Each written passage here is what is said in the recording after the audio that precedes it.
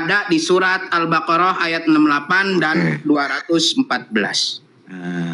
Jadi saya ingin menjelaskan sedikit fenomena ya terhadap mengenal Allah ini. Memang ada dua jalan ya. Yang pertama seperti apa yang dipahami oleh Bang Rajo. Ya. Bahwa mengenal Allah itu adalah dengan apa? Dengan cara mengenal dirinya. Bertemu, Ji, bertemu, bukan mengenal, Ya, bertemu. Ya, bertemu Allah itu dengan cara mengenali dan memahami tentang eksistensi dirinya. Itu enggak jadi permasalahan. Yang kedua ada dengan jalur bertarekat. Artinya mereka tarekatnya seperti apa? Ada yang tarekat Islam, dia memahami dengan metode keislaman. Ada tarekatnya Kristen, dia memahami dengan metode Kristen. Ada yang Hindu, ada Buddha, ya. Nah, ini adalah jalur-jalur yang seperti dipahamkan oleh Bunda Rindu tadi. Ada jalur, ada pembelajaran. Seperti halnya dia seorang penumpang yang sedang naik travel. Dia berpasrah kepada si pembawa risalah itu aja. Itu pun nggak salah. Membawa pesan. Jadi seperti travel, dia sebagai penumpang. Ketika dia mengikuti travel itu, maka seperti itulah nanti dibawa oleh yang pemegang sopirnya tadi. Jadi seperti itu. Ada juga yang mengenali dari dirinya sendiri. Dan ada juga yang mengenali dengan profesinya yang berbeda-beda. Seorang petani apakah dengan ilmu pertaniannya dia tidak mengenal Allah? Bisa jadi dia bisa mengenal Allah kok. Seorang pemulung apakah dengan dia memulung dia tidak kenal Allah? Bisa jadi dengan pemulung dia kenal Allah. Sampai pelacur pun bisa jadi dia kenal Allah. Dengan profesinya seperti itu. Makanya berarti kan Mbak Haji, berarti kan dari kita sendiri yang ingin niat mengenal kan. Makanya di sini saya tadi bilang, jika engkau berjalan kepadaku, aku akan berlari kepadamu. Jika engkau berlari kepadaku, maka aku akan memelukmu. Jika itu sudah terjadi, maka akan diperlihatkan kebesaran Allah. Itu yang terjadi. Makanya Rasulullah itu kan gini. Rasulullah mengatakan, janganlah kamu menghina ketuhanan orang kalau Tuhan kamu nanti tidak dihina. Artinya kan di situ sudah punya jalur untuk menuju Tuhan. Jalur masing-masing gitu. Jalur masing-masing. Ada yang dengan cara Islam, ada Kristen, ada Buddha, ada Hindu. Kan gitu. Ada Konghucu. Sepakat itu. Nah, orang-orang yang ngalamin itu akan ngasih tahu caranya yang lebih simpel, yang lebih mudah. Dan bahasanya sesuai dengan kaum yang di sekitarnya. Akan ngasih penerangan atau pencerahan kepada orang lain supaya mengalami seperti beliau.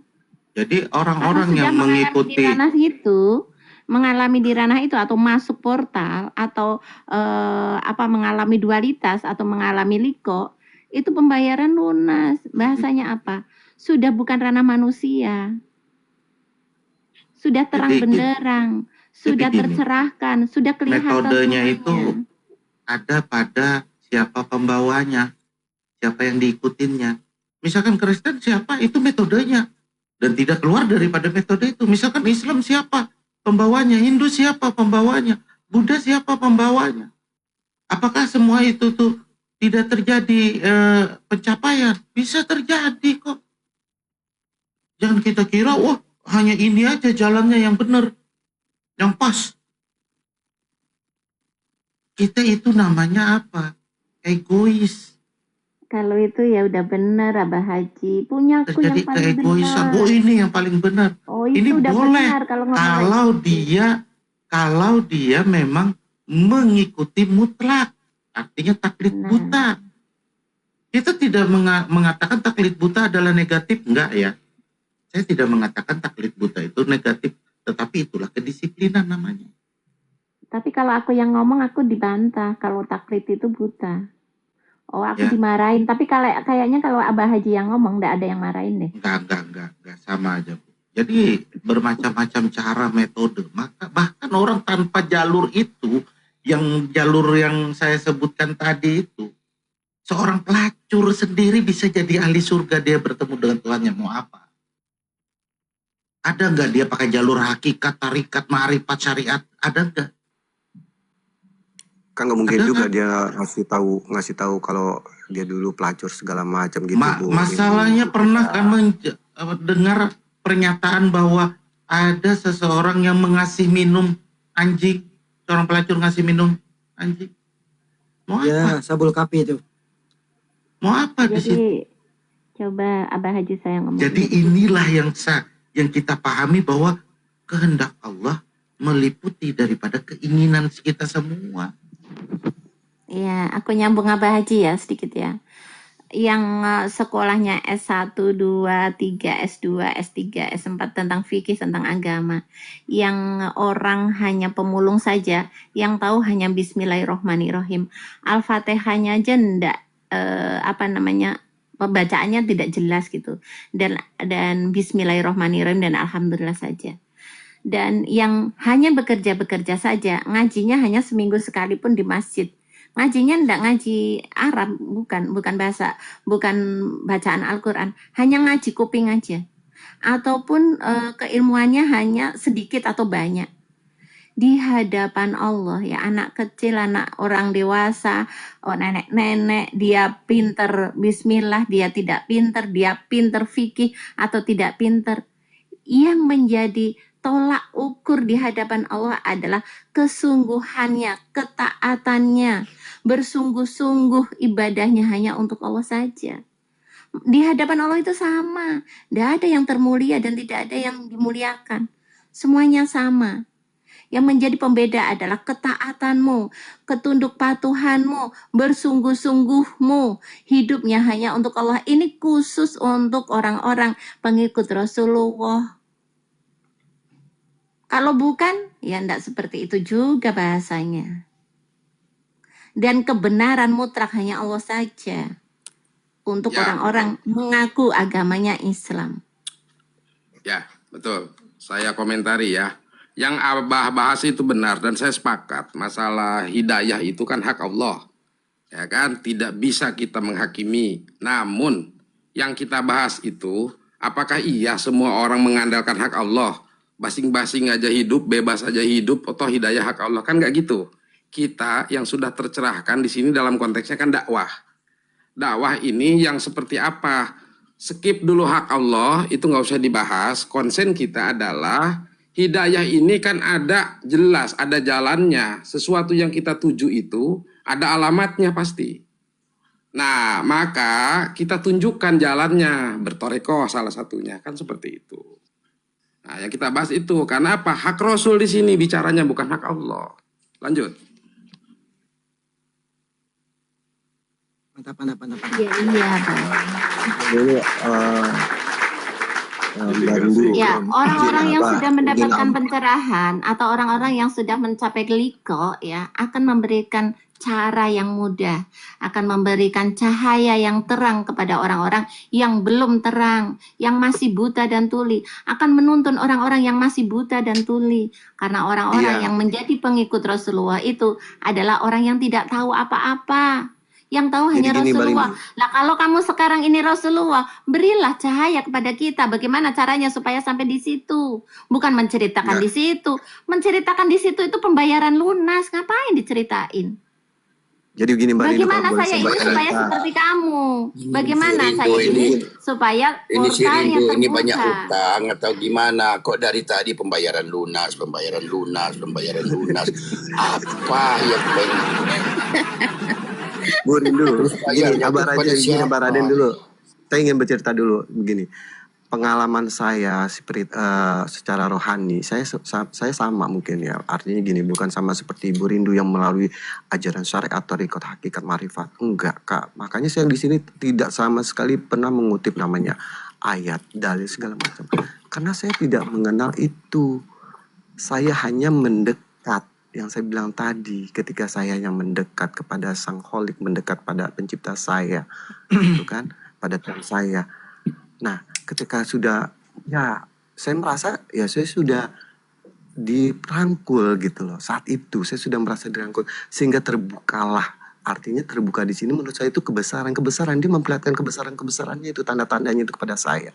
Lalu bagaimana saya menceritakannya berdasarkan syariat? Bagaimana saya menceritakan berdasarkan toriko, hakikat, marifat? Itu yang dinamakan beda jalur yang kata Abah Aji. Tapi tujuannya sama. Nah ketika Mbak Rindu minta itu gitu loh. Minta itu, ya mungkin saya nggak bisa mengatakan secara syariat. Saya tidak bisa membicarakan secara toriko, Ya hakikat bisa atau lah marifat. Bang, Ya, sesuai tapi saya dengan kan nggak apa yang bisa. kamu Saya kan alami. tidak belajar ke arah sana. Nah itu namanya Ibu Rindu Lah egois. emangnya saya Gitu dari loh. tadi ngomong ayat Al-Quran tidak? Emangnya dari tadi Iya saya ngomong artinya Al-Hadis enggak?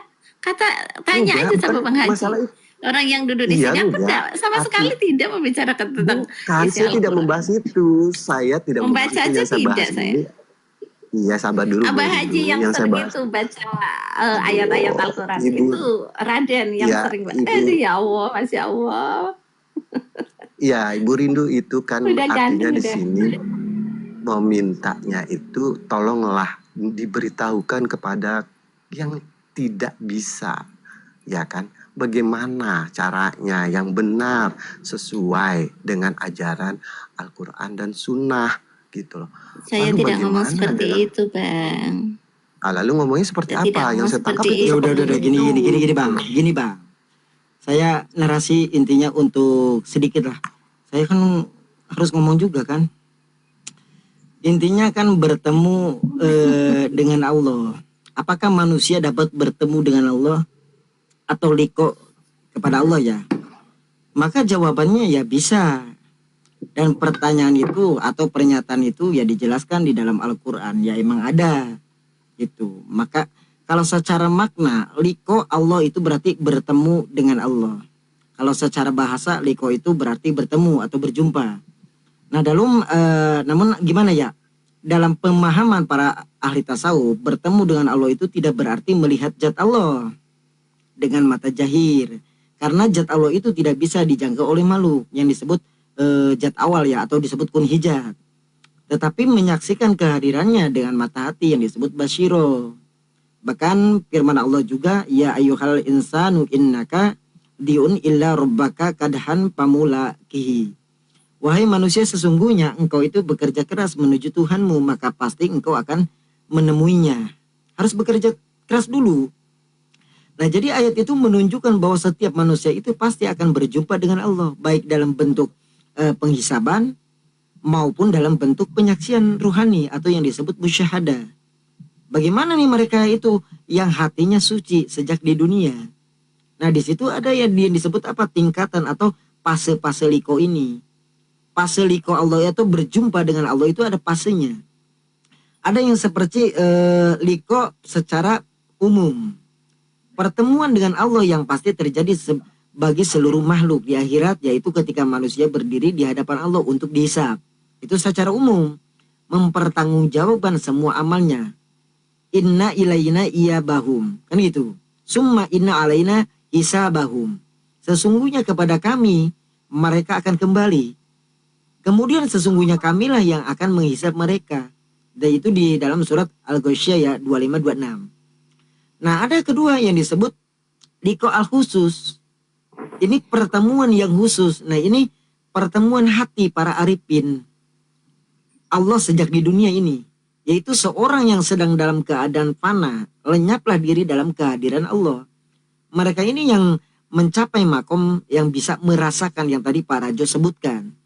Nah Allah itu hadir di dalam setiap hembusan napasnya. Segala sesuatu yang tampak sebagai tanda dari wujudnya. Tidak ada lagi yang dilihat selain dia. La maujuda bihaqi ilallah. Bahkan di situ Allah juga berfirman, "Pamangkana yarzu'il liqa'a rabbihi falya'mal amalan sholiha wa la yusyrik bi ibadihi rabbihi ahada."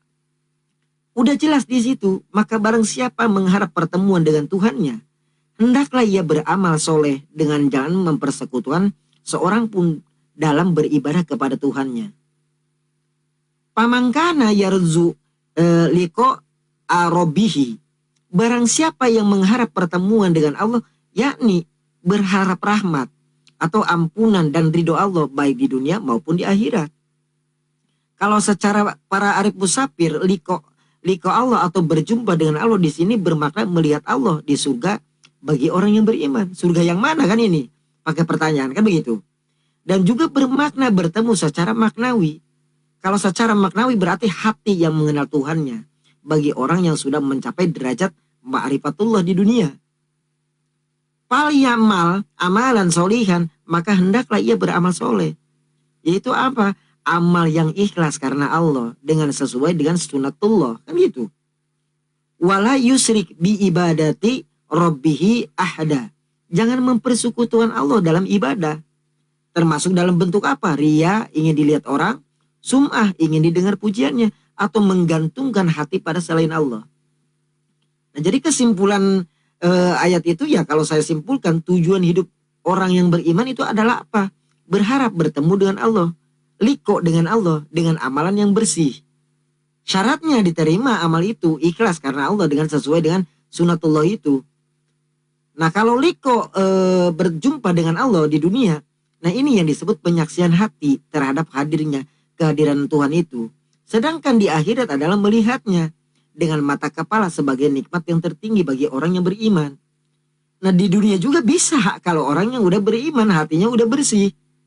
Liko selanjutnya yang disebut apa? Liko al-akmal, pertemuan yang paling sempurna. Nah, ini yang disebut makom tertinggi para nabi dan para wali yang disebut kamil, yang sempurna. Nah, di mana mereka itu tidak lagi melihat dirinya itu yang beramal atau makhluk, melainkan semata-mata menyaksikan wujud Allah dalam segala sesuatu atau di dalam segala hal. Nah, sama sesuai dengan penafsiran tentang siapa Ibnu Arabi. Liko atau berjumpa dengan Allah, tersingkapnya hijab antara makhluk dan al-haq.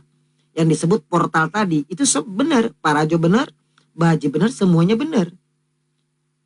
Hingga apa yang tinggal hanyalah pandangan dari Allah, hanya untuk Allah, melalui Allah. Arrabtu Robbi birobi, hanya Allah yang bisa mengenal Allah. Nah, inilah yang disebut makom, disebut oleh para sufi atau makom musyahadah ya. Dan kalau semuanya ini benar, tadi kan Mbak Rindu mengatakan kebenaran hanya milik Allah. Iya. Kalau semuanya ini benar, berarti benar Allah semua ini yang benar kalau begitu. Memang semuanya benar kok. Pesan ada yang salah emangnya. Nah, Yang tadi salah kan mana? Nggak ada. tadi Mbak Rindu mengatakan kebenaran hanya milik Allah. Maka ketika Abah Haji benar, saya benar, Raden benar, semua benar, berarti ini Allah semua kebenaran ini. Loh, Ya, terus Rasulnya mau dikemanain, Jo? Orang ngandel kalau Jangan Rasul gitu aja, berarti. Kabar. Jadi saya sepakat, tapi masalahnya di situ. Nanti aku gemes sama kamu. Rasulnya mau dibuang, Jo. Itu kekasihnya loh, Jo. Sementara iman tanpa wasilah Rasul batil. Maka Tapi- itu kan kata Mbak Rindu Itu akal mengatakan. pikiran kamu, Karya. Itu akal pikiranmu. itu benar, itu Bang Udah Karya. benar Jadi itu. emang kalau dari gini loh, maksud Pak Rajo itu benar. Ketika orang yang tahapannya udah sadar, yang disebut sidrotul muntahanya udah terbuka lah, puncak kesadarannya udah tinggi, makomnya udah tinggi, itu benar. Semuanya itu Allah. Yang disebut la maujuda bihaqilallah. Makanya Ibnu Arabi itu menjelaskan liko atau berjumpa atau bertemu dengan Allah itu tersingkapnya hijab antara makhluk dan al-haq dengan Allah. Hingga apa? Tinggalnya hanya pandangan dari Allah Oke. untuk Allah melalui Allah. Semua penyampai kebenaran apakah Rasul? Loh, Rasul yang disebut Rasul itu Ya, yang Rasul. bisa menyampaikan. Gimana sih? Kok ini? Iya, saya paham. Ya, kalau orang syariat itu kan lebih santun, Pak. Ulama warasatul anbiya, bukan rasul, gitu loh. Yang disebutin ulama apa, Pak? Ulama itu orang yang berilmu, bukan yang pakai peci, udang, sorban sampai ke panjang. Warasatul anbiya di situ waris rasul, Pak.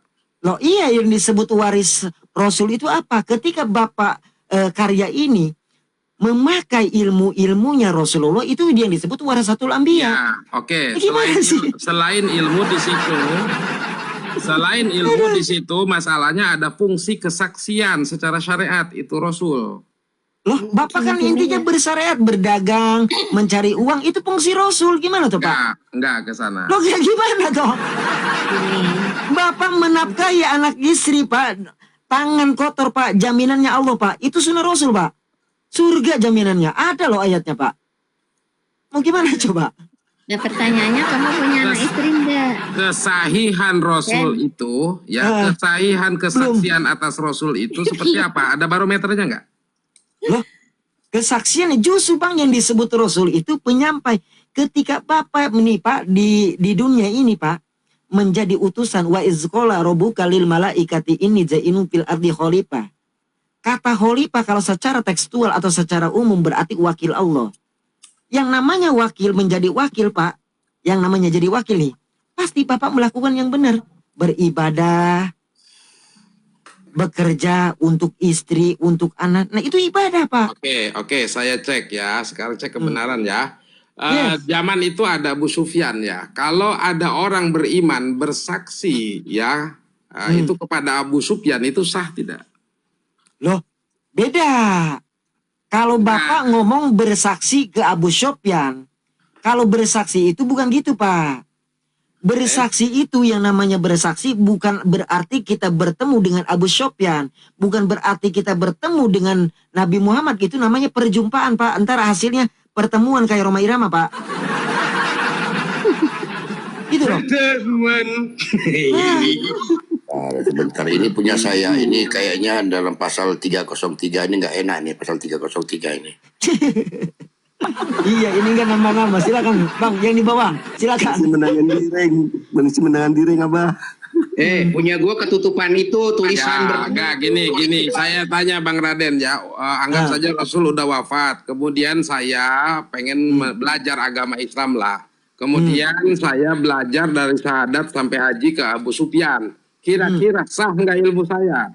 Oke. Sah. Kalau menurut Bapak, gini Pak, Abu Sufyan ketika dia bersanad ini bukan DNA ya, sanad keilmuannya sampai kepada Rasulullah, ya sah, nggak ada yang nggak sah Pak.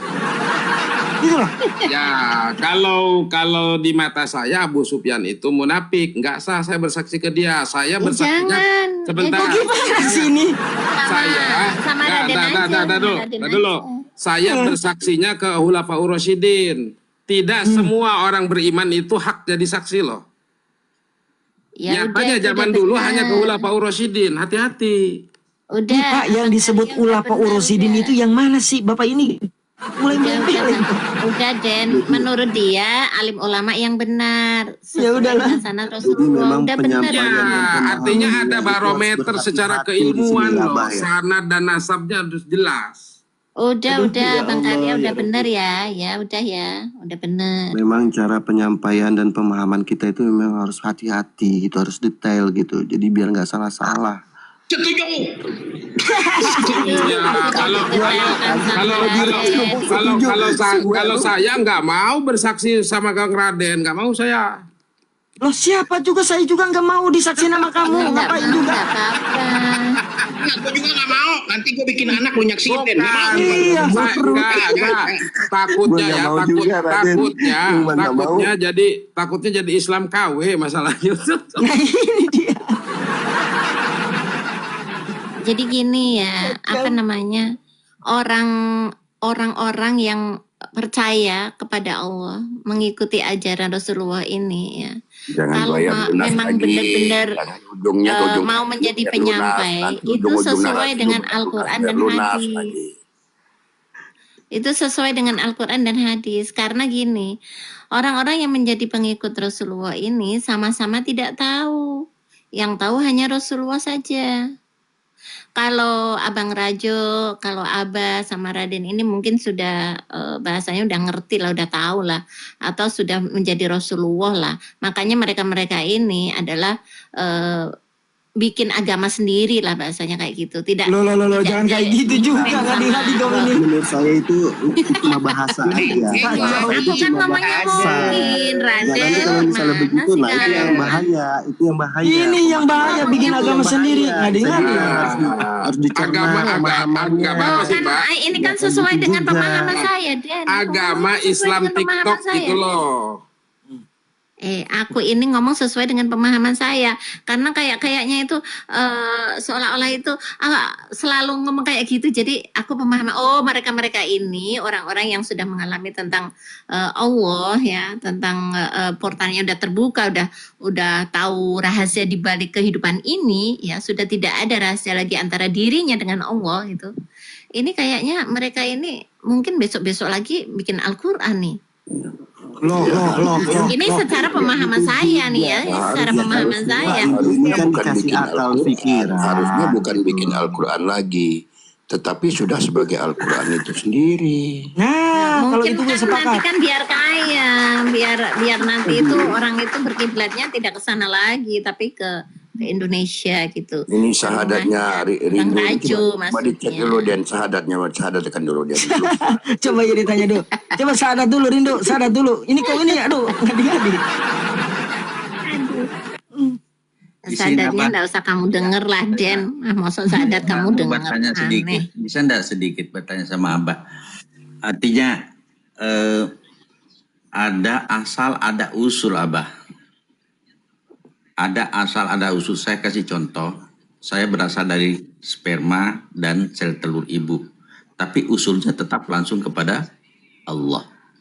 Nah, kalau saya memiliki pemahaman seperti ini, melihat pohon, usulnya kan pasti lari ke sana. Iya. Nah, apakah itu saya sudah bertauhid? Jawab Ji. Ji, jawab Ji. Bertanya Aku sama mau kamu kan jawab itu. gatel ini, Ji. Ya. Baik. Jadi pengertian liko ya, atau bertemu atau Itu melihat. pertanyaannya kamu itu lagi Ji, coba jangan tidur lah. Jawab Pertanyaannya Ji. bukan Liko ini. Pertanyaannya. Pertanyaannya. Lagi mau menjawab udah Kamu dipotong tak barusan duluan. kemana itu? Saya senang kalau ada pengantar baru ada jawaban. Saya suka seperti itu. Biar Pak Haji memberikan jawaban sesuai dengan metodenya. Oh iya. Ya, saya senang dengan apa yang disampaikan sama Pak Haji. Itu Iya, iya. Kayaknya tadi barusan aja ini ngantuk deh. Dia nggak sinkron gitu pertanyaan kemana Masih dia kemana. Ayo. 209 pasalnya, makanya ngantuk Oh Pak Haji. iya. Saya mau bertanya Oke. tentang asal usul. Ya. Asal usul. Ya, silakan. Jadi kan tadi ada menceritakan tentang bahwa ketika sampean itu menyaksikan segala sesuatu itu adalah apakah itu sudah bertauhid kan gitu tadi. Apakah itu sudah bertauhid? Iya. Nah artinya itu arti kata liko itu bukan hanya sekedar melihat kedudukan yang pertama sampean dengan ilmu. Jadi pakai data tuh duduk. Itu liko juga sebenarnya. Tapi di tahapan pengetahuan. Ada yang kedua, sampai ada kesadaran ketika melihat sesuatu, melihat Allah. Nah itu juga liko juga. Habis itu ada keasikan. Sampai di dalam diri itu secara zauq. Yang hanya sampai sendiri yang tahu. Al-insanu sirwana siruhu. Nah itu liko juga. Ada yang nanti di dalam ibadah sampean merasa kenikmatan itu liko juga. Tapi jangan pakai bahasa Arab. Kalau Arab itu giliran gue Ji, lu pakai al-insanu siri segala. Sudah Raden, tenang Iya. dulu. Tenang. Jadi Sabar. jadi disitulah pertemuan seseorang yang menimbulkan nanti kedekatannya. Nah dengan pernyataan-pernyataan seperti itulah pupuk untuk semakin lahirnya zauq kedekatan sampean tuh dengan Allah. Sampai nanti sampean mengatakan aku bisa kok berbicara dengan Allah, berbincang cakap dengan Allah. Tetapi di dalam zauqnya sampean. Subhanallah. Bukan untuk diobral. Maka hal-hal yang paling mendasar ya menceritakan aib. Karena apa? Ketika sampai dekat dengan Allah itu aib. Karena tidak semua orang mendengar itu kupingnya dingin. Aurat gitu, aurat bos, aurat bukan aib, Itu aurat. aib, aurat. Tidak semuanya itu kupingnya dingin. Wah aku seperti ini. Wah rahasia. sampean akan dicecar. Ya kalau sampean tahan cecaran nggak jadi masalah. Nah, tetapi sampai bisa menerangkan ketika sampai sedang dengan orang-orang terdekat. Ini loh asiknya loh. Haji Itu sekarang boleh. udah ada yang panggil Gus tuh, coba bayangin udah panggil Gus. Kemarin dukun, sekarang Gus ganti nih. Ah, silakan Ini Pak Rajo. pertanyaannya Pak Rahman ini disimak dulu. Pak Rahman bertanya, ada asal, ada usul. Lalu dia tempatkan bahwa air mani sumbernya dari orang tua. Betul ya Pak Rahman? Ya, Oke, kemudian di samping itu ada sumber dari Allah. Apakah begitu? Akan berujung ke Nah, sana. kalau dia ada dua sumber, berarti orang tua ini sumber, Allah sumber, berarti ada dua sumber. Oke, akan Ini saya bagaimana? jelaskan. Akan saya jelaskan bagaimana sesuatu yang tidak bisa dikenali sehingga menjadi terbelah. Ya, artinya terbelah. Ada proses pembelahan. Bukan hanya tunggal monoton. Makanya nanti ada suhudul wahdah fil kasrah. Artinya pembelah ini bukan berarti sekutu, bukan. Ingat, pembelahan di sini ini bukan berarti sekutu, tetapi menyatakan kebesarannya. Suhudul wahdah fil kasrah. Jadi gini, ada dua hal jalur. Yang pertama, jalur tentang esensi diri kita pribadi. Yang kedua, jalur esensi tentang pernyataan kedagingan atau materi. Maka ada kepribadian kita dan ada pembentukan alam materi. Ini terbagi menjadi dua. Makanya disitulah dia menyatakan dia yang zahir, dia yang batin. Ada dua. Esensi kepribadian sampean datang daripada Allah, tetapi sampean pribadinya bukan Allah. Memang datang daripada Allah. Ini jalur kepribadian yang disebut dengan aku kecil. Makanya sampean mempunyai kepribadian nih. Bang Karya punya kepribadian, Bang Rahman punya kepribadian, Rindo, Bang Rajo, segala. Apakah itu Allah? Dia dari Allah tapi bukan Allah. Maka di situ hanya bernyata billah. Tetapi kalau untuk jasad wadahnya, ya segala semesta. Ini lillah, dari Allah dan untuk Allah. Semuanya. Maka ada dua hal asal usul. Ada jalur kepribadian sampean, ada jalur wadah sebagai materi.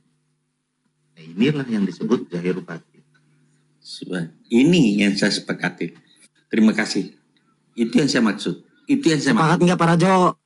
Kalau asal usul itu ada dua Pak Rajo. Gas. Nggak paham. Tidur Saya nggak dia. paham. Tidur Yang dia. dimaksud dengan asal usul itu terpisah apa tidak? Terbelah bukan terpisah, ya. Jadi gini. Kalau dia terbelah berarti dia terpisah. Enggak, beda Pak. Beda. Beda antara terbelah dan terpisah. Kalau terpisah berarti dua variabel. Kalau terbelah itu satu variabel, contoh seperti amuba. Amuba itu dari satu, dia membelah diri. Dia bukan secara kasat mata seolah-olah dua. Tapi sebenarnya secara hakiki, esensinya, tidak, dia satu. Dari itu juga kok. Nah, Gimana Rajo?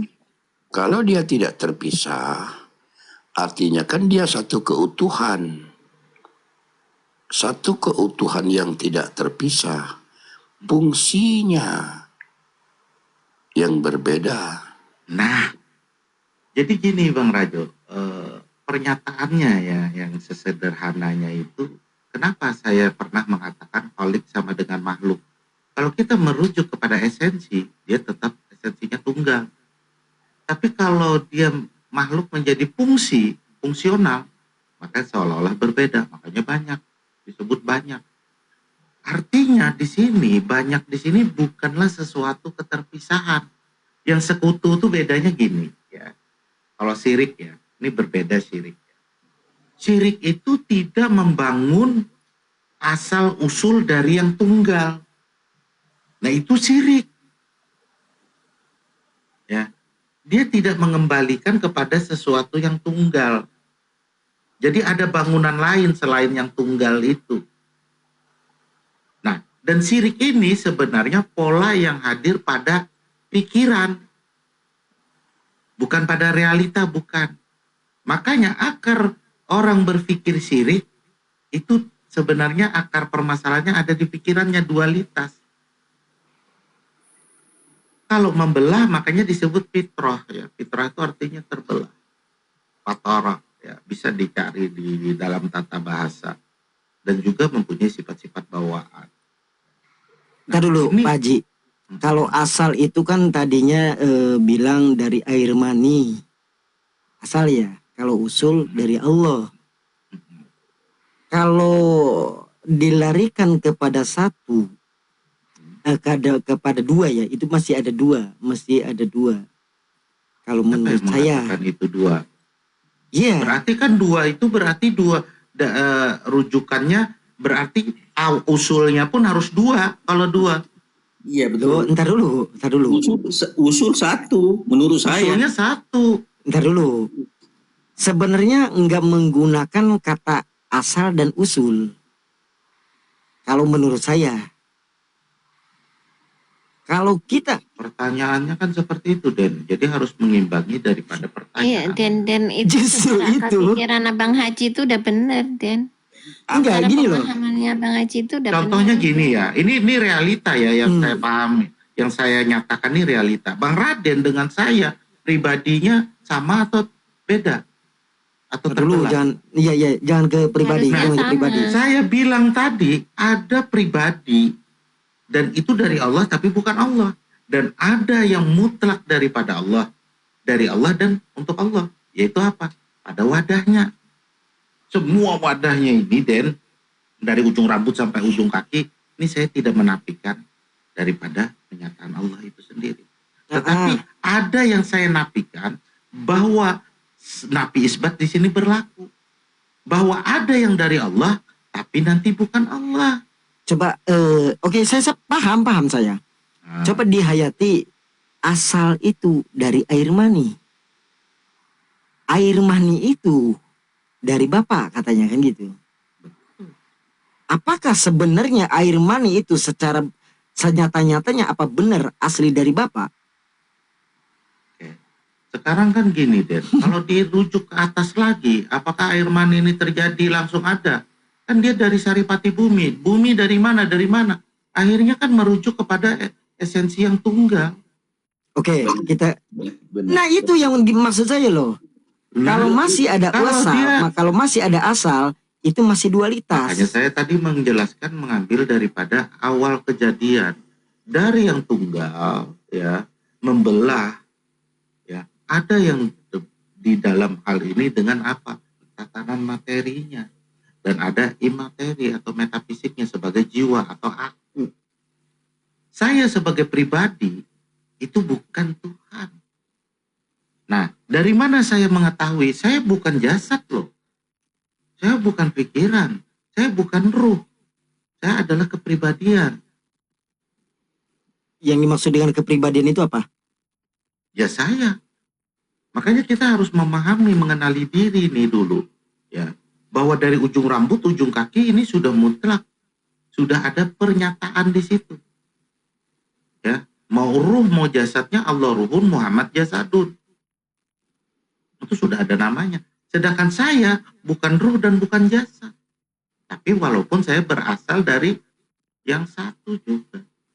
Makanya saya tidak mau menghilangkan esensi saya. Sebagai pribadi Abah Haji, saya tidak mau menghilangkan. Walaupun saya paham. Gini, Ci, coba Ci aku masuk. Walaupun saya paham tentang wahdatul wujud. Paham saya. Tapi tidak Nanti- menghilangkan nanti saya lupa, sebagai Ci. kepribadian. Wahdatul wujud itu bukan menghilangkan konteks pribadi kita, bukan gitu loh. Justru, dan juga tidak menyatukan atau mempersamakan. Benar. Ini yang saya Gini Ci ya. jauh tak Aduh, berjarak, aku mau ngomong lupa Ci Benar. apa tadi. dekat tidak menyatu. Aku lupa Ci ya. Terusin Ci ya. Nah, itulah yang disebut dengan nanti pembelajaran di asma wa sifat. Setelah wahdatul wujud, ya, asma wa sifat. Baru nanti penyernyataannya an-nahak. Nah itu nanti mengerucutnya. Bagaimana menyatakan anak hak? Hak ini harus dijelaskan dan anak ini harus dijelaskan juga. Bukan Oh gini Ci, pernyataan gini anak Ci, hak aku ingat itu nih. hak toh aja. Ya silakan. Gini, aku ingat nih ya. Secara akal pikiran dan pemahaman Bang Abah Haji ini udah benar ya. Tapi apakah kamu nanti setelah kamu mengalami tentang penyaksian atau liko gitu ya, apakah ucapan Abah Haji ini benar? Nah, ini perlu pembuktian untuk diri masing-masing. Nah, menurut saya ya, syahadat yang pertama yang ucapan saja ya, asyhadu alla ilaha illallah itu, asyhadu anna Muhammad Rasulullah itu adalah pegangan orang pertama awal mengikuti ajaran Nabi Muhammad. Tapi setelah kamu mengalami syahadat lagi atau penyaksian atau liko ini juga adalah pegangan juga. Karena kita masih ada di bumi, masih kena gravitasi bumi. Ini untuk supaya seandainya kita ini nempel lagi ke dagingan atau ke bumian, itu kita itu selalu ingat syahadat yang liko ini, yang asli ini, yang kamu ngalamin ini. Bukan hanya bukan kata-kata ini. Syahadat yang bukan kata-kata ini. Saya mau tanya Jadi, ke Mbak Rindu ini. aduh, Yang disebut waduh. dengan liko-liko itu ada nggak dalam Al-Quran dan hadis? Ada. Ya ndak ada mungkin ya. Ada, Kan ini ada. kan nurut sama apa namanya hostnya. Kita ini kan ngikutin host Nah, aja. tadi Hostnya maunya apa sih? katanya Ada harus liko, mengikuti ada. Al-Quran dan hadis. Tadi kok nggak ada dalam Al-Quran dan hadis? Liko Anda ada. terangkan. Gimana ini Rindu ini? Ya yang hafal hadis ada. Jadi gini ya, orang-orang yang pernah mengalami tentang penyaksian atau orang-orang yang portalnya terbuka atau mengalami dualitas yang itu ya, karena dualitas itu ternyata banyak sekali ya. Ada beberapa tahap, bukan satu tahap doang. Atau berhala pada diri ini tidak satu doang, tapi banyak sekali. Jadi berhala ini atau hijab-hijab ini akan hancur dengan sendirinya tanpa kita menghancurkan. Nah, dengan sendirinya juga nanti akan portal itu dengan sendirinya terbuka. Bukan saya yang membuka ataupun kamu yang membuka, bukan. Itu bukan ranah kita. Ini kalau memang mengalami di situ, itu tetap menjadi pegangan. Karena akan tergelincir lagi ke keduniawian atau kedagingan. Nah, kalau tidak percaya silahkan praktekkan. Apakah ucapan saya ini benar atau tidak? Lanjutin, Ci. Mempraktekkannya gimana?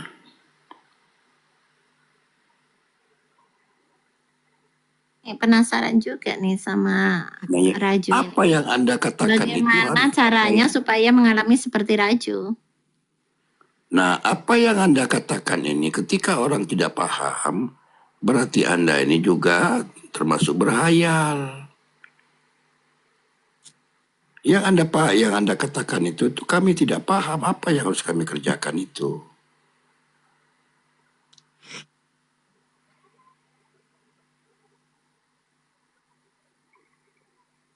Ya aku kan nyambung kata-kata Bang Haji. Barusan, kalau literasi saya enggak akan saya ngomong seperti Abang Haji. Saya lebih suka bagaimana seseorang itu mengalami di ranah itu. Menceritakan di ranah itu. Kalau saya lebih Jadi, suka bagaimana mengalami. orang supaya mengalami di ranah itu. Jadi mengalaminya itu sebenarnya sudah ada metodenya, sering betul kita ya menyatakan hal itu, mengalaminya. Tetapi kita terkadang mengabaikan hal itu. Man arafa nafsah fakat arafa rabbah. Itu sebenarnya adalah metode untuk memahami tentang apa yang ada pada diri kita. Barang siapa mengenali diri, niscaya dia mengenal Tuhannya. Nah makanya disinilah ada akhirnya yang seperti pernyataan kata-kata mutiara, jauh tidak berantara, dekat tidak tersentuh. Nah disinilah sebenarnya asyik dan masyuknya seorang hamba ke dalam tatanan makam daripada arif billah. Makanya akhirnya di sana sah persaksiannya, akunya yang siapa? Aku bersaksi. Siapa yang disaksikannya? Apakah itu di luar dirinya atau besertanya selama ini? Maka pada hakikatnya tidak ada hijab. Dengan Tuhan itu tidak ada hijab, tidak ada portal. yang menjadikan portal dan hijab selama ini adalah pikiran sendiri. Bagaimana Tuhan supaya kita tidak, ini tidak terhijab oleh bagaimana pikiran? mungkin dia yang maha kuasa, dia dihijabi, ditutupi. Iya, bagaimana caranya biar pikiran ini tidak menghijab, Ci? Nah, jadi yang pertama, ya, bagaimana caranya sampean memahami gerak pikiran ketika sampean merespon sesuatu?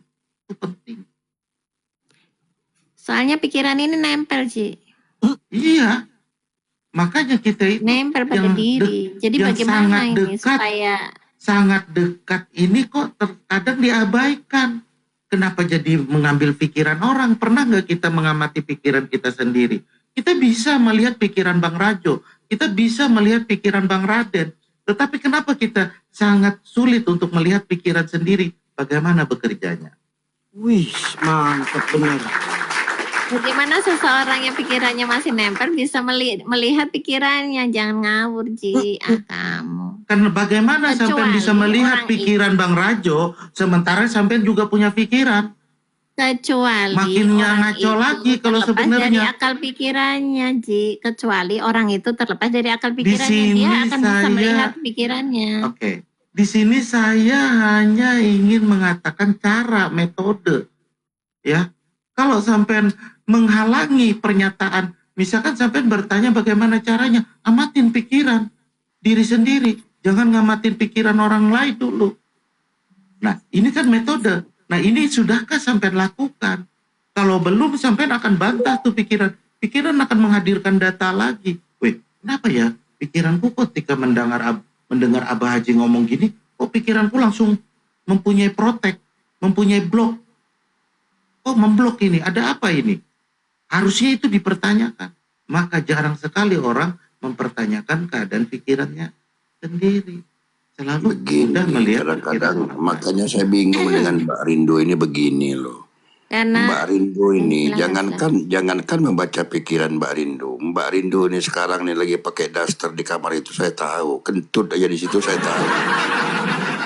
Kamu ya, aku itu ndak pakai daster kali. Sok tahu kau. Jangankan membaca pikiran yang orang lagi bicara. Boleh Orang aku ngomong itu nggak? ndak pakai daster. Woi, boleh ngomong nggak? Ini kan ngomongin tentang liko nih judulnya nih, oke?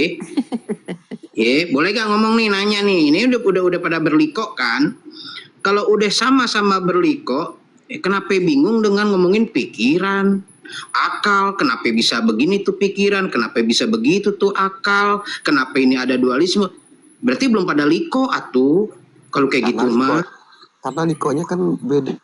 Ya ndak Di sini- apa-apa itu. di sini, Cara berpikir Direng. kayak gitu ndak apa-apa. udah. Tadi kan Likonya ditanya beda-beda. metode. Likonya beda. Di Ustadz, sini kan likonya beda-beda. ditanya Gitu. ini apa metode, ya. Jadi gini, Bang, sebenarnya bukan berbeda. Semua orang punya pikiran. Saya menggunakan bahasa yang mudah dipahami aja udah. Bagaimana orang mengatakan mengenal Tuhan gini. Sementara dirinya sendiri belum kenal. Seperti apa cara program kerja pikirannya, perasaannya. Nah, apa yang saya sampaikan bukanlah dengan bahasa-bahasa yang ini, tetapi bahasa-bahasa yang umum.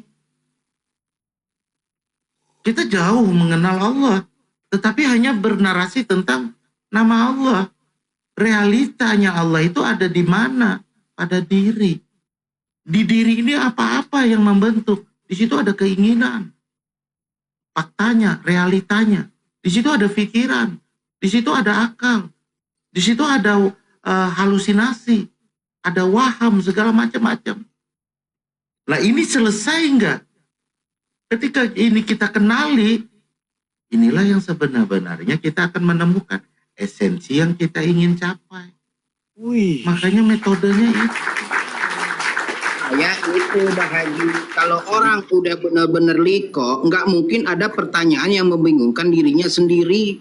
Nah itu Gitu. buktinya Mbak Gak Rindu. Kan apa-apa, caranya gak apa-apa. Mbak Ini Haji. Mbak Rindu Kan caranya Mbak masih Haji. mempertanyakan ini Gini loh. gimana coba. Masalah cara atau apapun itu ya terserah Allah. Dia mau dikasih cara Nabi Muhammad, Nabi Isa, Nabi Musa di Gunung Sinai, terserah. Sekarang mau ngomong tentang bahasa, gimana caranya? Bener kata Abah Haji tadi, mau lewat jalur mana tuh keretanya? Mau yang ekonomi, apa yang wus? Mangga. Cuman kalau orang masih dibilang masih bingung Sekarang nyari caranya Bang tiketnya, Rajo deh. nyari tiketnya itu masih bingung, berarti belum paham yang jual tiket. Ayo caranya Mbak Ada- Rajo biar kita mohon ini bisa diterjemahkan belajar sedikit. dari Rajo. Tadi narasumber di surat Al-Insakak ayat 6. Saya bacakan saja artinya. Hai manusia, sesungguhnya kamu telah bekerja dengan sungguh-sungguh menuju Tuhanmu. Maka pasti kamu akan menemuinya. Nah, bersungguh-sungguh menuju Tuhanmu, maka pasti kau akan menemuinya. Ini dalil. Mohon Abah. Ini yang ditekankan tadi sama Abah Haji. Bersungguh-sungguh. Ya. Kalau tidak bersungguh-sungguh untuk menuju kepadanya, bagaimana mau menemuinya? Kan gitu. Nah, seperti itu. Yang mengatakan ayat itu siapa Pak Rahman? Yang beragama Islam Bun Rajo, yang mengatakan adalah Allah Subhanahu wa taala. Kok Allah, hadis kok Allah, gimana lagi? Ayat, dalil, surah. Jadi gini ya, Yang mengatakan ayat itu manusia itu sendiri Rasulullah. dan ditujukan kepada manusia. Maka dikatakan hai manusia, bukan untuk hewan. Kalau untuk hewan maka wahai hewan katanya.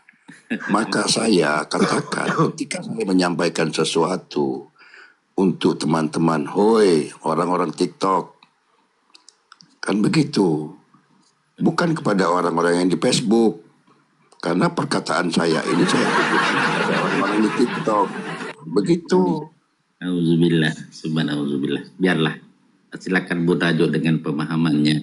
Lakun dinikum waliyadin, saudaraku.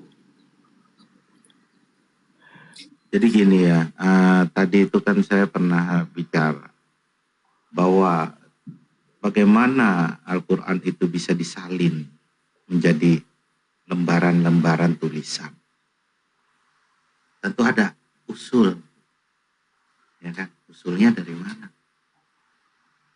Ya. Itulah dari sesuatu yang disebut dengan kitab yang qadim. Ya. Jadi segala sesuatu yang kita bicarakan, sesuatu yang kita bisa tulis, itu berawal daripada kitab qadim. Di mana kitab qadim itu ditampung oleh manusia di DNA-nya masing-masing. Maka setiap manusia akan membawa data-data dari kitab itu. Nah, ketika Mau ditampung dia. manusia, ketika ditampung manusia, yang mengatakan itu manusia apa Allah? Oke. Memang pada sisi kezahiran itu adalah manusia. Nah, terus Allahnya di Itu mana? tidak. Apakah pernyataan dari wahdatul wujud itu terpisah? Kan tidak. Nah, Dia yang awal, dia yang akhir. Ketika kita memahami segala sesuatu yang dikonsep, yang ditulis, bahwa pernyataan itu nanti banyak tuh. Mau kitab apa aja, sampai sejarah, sampai apapun. Itu banyak tuh tulisannya. Mau apapun penjelasannya, pengetahuannya. Tidak beranjak daripada data yang sudah kita miliki dan waris. Setiap individu, setiap generasi tetap mewarisi data-data Quran yang qadim. Dan itulah yang tidak bisa basah dan tidak bisa terbakar kena api. yang pegang data itu siapa, Pak Haji? Tetap yang disebut dengan manusia. Nah, sadaqallahul azim, selesai kajiannya tamat. Nah, setiap benda, setiap bentuk, setiap wujud itu semuanya ada datanya. Seperti pohon, sudah ada datanya. Maka rambutan, tanam seperti apapun pasti tumbuhnya rambutan. Seandainya dia tidak punya data, ketika ditanam, dia bisa jadi durian atau apa, bahkan tidak bisa tumbuh lagi. Maka, apa yang kita pahami sekarang ini adalah data. Kita ini berjalan di data. Sepaham. Makanya inilah yang disebut dengan ihdinas siratal mustaqim. Jalan yang lurus, semuanya ini berada di pada jalan data-data. Tapi saya bingung loh dengan Pak Rahman. Tadi saya bantah, katanya kan Mas lakum dinukum waliyahdin. Giliran Abah Haji menerangkan bahwa data itu semua manusia yang pegang, sepakat. Maka saya bingung. Bingung pegangan, kalau takut merem. Merem deh kalau takut, kalau bingung Beda pegangan. penjelasannya Bung Rajo, beda. Pak Haji itu melakukan sesuatu pembelajaran dan mendidik. Iya, iya Bang Rahman. Bukan Lalu meneror. bagaimana? Lalu Bukan saya mau meneror. bertanya, Bang Rahman sabar, saya baru tanya, kata Bang Rahman ini yang bersungguh-sungguh gitu kan ya. Bersungguh-sungguh. Ya, semua Betul. kita ini kan bersungguh-sungguh ingin mengetahui gitu loh. Tapi kan di sini ada jalannya masing-masing. Nah, Ini Lalu apakah kita salah harus satu samakan? data yang Harus saya kita buat. samakan. Nah, sementara Abaji ngomong jalannya masing-masing itu sudah ada datanya. Lalu apa kita samakan tanpa datanya data, itu? tanpa data saya tidak bisa membuat buku ini. Nah, jadi kesimpulannya Pak Rahman itu nggak suka dikasarin, Jo. Oh gitu. Oh gitu. Aing baru Kalau gitu sadar. ngomong. Aduh, aing mah baru sadar, euy. Sama tuh. Ini saya datang langsung membawa martabak bangka, Pak Rahman, ini martabak bangkanya. Kalau Pak Haji, saudara-saudara, saya ini membawa tepung, saya bikin martabak, rasanya gurih, banyak menteganya. Nah itu yang diterima Pak Rahman. Saya paham Abah. Kalau Abah bawa martabak nih, martabak. Kalau Abah Haji ini martabak dari warung sana, deket. Ada ini, ada rasanya, ada kacangnya, bahannya ini, itunya ini, sehingga jelas lah enak dimakan. Kalau Abah kan gak ketahuan, Abah Rajo. Ini tiba-tiba bawa martabak, entah martabak dari mana. Nah itu namanya sales pedagang namanya itu. Sales, tapi nggak naik-naik, Makanya ya data-data yang dibentuk semesta yang disebut dengan sunatullah itu, itulah yang sebenarnya menjadi peradaban di muka bumi ini. Yang menjadi hasanah pengetahuan. Data-data ini loh yang bernyata. Ya. Sepaham. Jadi dalam konteks Al-Quran yang berjalan itu, saya juga sepaham dengan Pak Haji. Sepaham saya. Data-data itu ada. Cuma memang butuh proses. Inilah namanya bersungguh-sungguh. Ada yang mau melewati proses, ada yang mau instan. Padahal kalau mau instan biasanya tidak terlalu bagus hasilnya. Ini kembali kepada personal ya, bersungguh-sungguh ini kata-kata personal. Ya, personal. Terkadang kita mengumpulkan sebuah informasi itu tidak lengkap. Ini bisa dikatakan bermain-main. Nah ini apa perbedaan liko dengan usul tuh dan usul? Usul itu kan sampai atau finish usul. Nah usul ini sebenarnya dua dan ya. Usul ini mengetahui awal dan memahami akhir. Usul bukan hanya ketika dia itu sampai kepada akhir. tetapi dia mempunyai proses di bagaimana awalnya dan bagaimana akhirnya. Itulah orang-orang usul. Orang yang mengetahui awal dan akhir, gitu, dan menjalaninya. Nah itu usul. Saya jawab dikit ya. Silakan. Saya mah bebas, saya nggak bakalan menyalahkan. Iya, silakan.